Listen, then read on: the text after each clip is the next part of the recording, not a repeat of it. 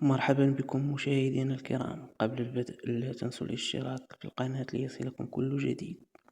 غدا السبت وعلى 9 مساء مباراة كبيرة تجمع بين العملاق الإسباني ريال مدريد وضيفه فالنسيا المثقل بالهزائم ومتديل الترتيب الإسباني.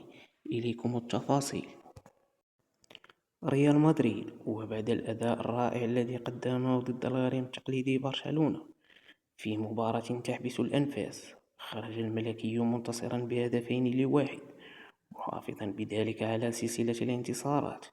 يسعى الريال مرة أخرى بالضرب بيد من حديد، وهذه المرة على حساب فريق فالنسيا الجريح الذي يحتل مراكز متأخرة في الدوري الإسباني. مباراة قد تبدو سهلة للجميع، ولكن عنصر المفاجأة يبقى أيضا وارد، خاصة بعد انتصار فالنسيا على حساب مايوركا ب5-0 خارج الميدان. شاركونا توقعاتكم للمباراة في التعاليق، وشكرا على الاستماع.